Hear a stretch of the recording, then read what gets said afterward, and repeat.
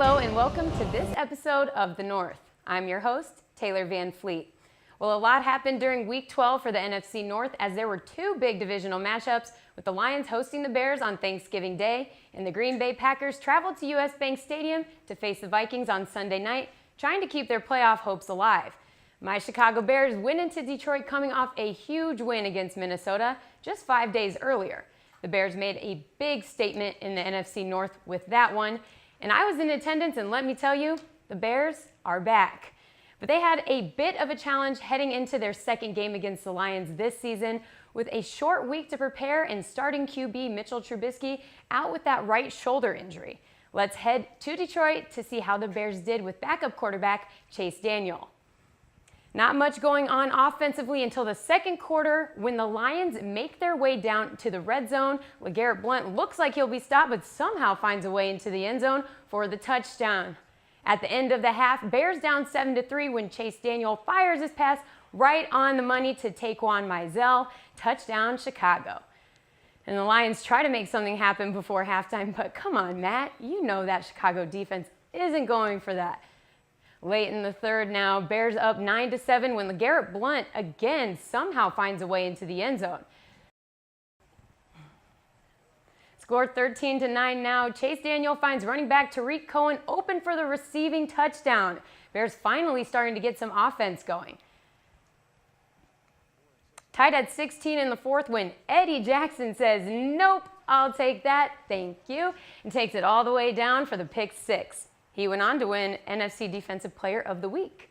Do or die now for the Lions as Stafford tries to find a receiver in the end zone, but he finds corner Kyle Fuller instead.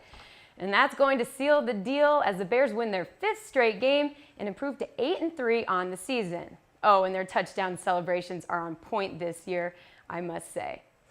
Well, I was very thankful for that win on Thanksgiving Day, but it was really hard not having a Bears game to look forward to on Sunday. Luckily, we had Packers-Vikings on Sunday night, which is always an entertaining matchup, especially if you're a Bears fan sitting comfortably at the top of the division. But okay, I'll stop bragging now. But really, though, this was a huge game for both teams as we're getting late in the season and chances of getting into the postseason are getting slimmer, especially for the Packers, who went into this game with a losing record of 4-5-1. Packers looked pretty good early in this one as Aaron finds his main guy, Davante Adams, for the first score of the night. The Vikings would respond later in the quarter when Kirk Cousins passes it off to Dalvin Cook, who turns on the Jets and flies right by everybody into the end zone. And he definitely wasn't doing that against Chicago a week before, just saying. All right, we're tied up in the second quarter when Aaron Rodgers flips the ball to Aaron Jones, who finds an opening outside and gets in for the touchdown. Packers looking pretty good at this point, but things are going to go south for the Cheeseheads real fast. Cousins just a few minutes later fires this absolute dime all the way downfield to Stephon Diggs, and after this, we aren't going to see much from the Packers for the rest of the night. Late in the third quarter, Cousins is able to connect with Adam Thielen, who gets into the end zone, opening up the score, making it a two-possession game heading into the fourth. The Packers are still within striking distance until about right now, as the ball bounces off Tremont Williams and Minnesota is able to recover. Okay, one last chance for Aaron Rodgers, who typically kills it in these situations. Passes downfield to a wide-open Davante Adams, who cannot hold on to it. The Vikings hold on and beat the Packers 24-17. Now let's take a look at the updated NFC North standings. Wow, that is just beautiful. Bears still sit at the top at 8-3, but the Vikings aren't too far behind at 6-4-1.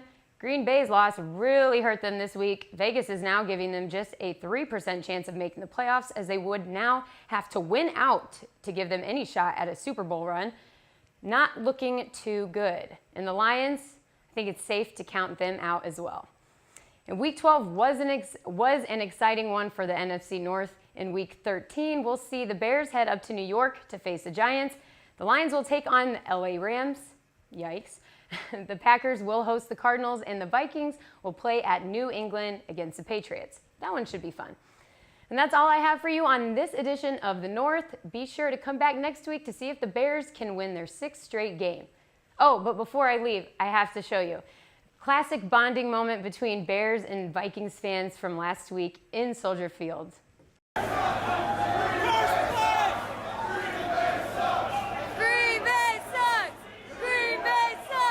couldn't help joining in on that one. All right, now that is all I have for you. Thanks for watching. See you next week.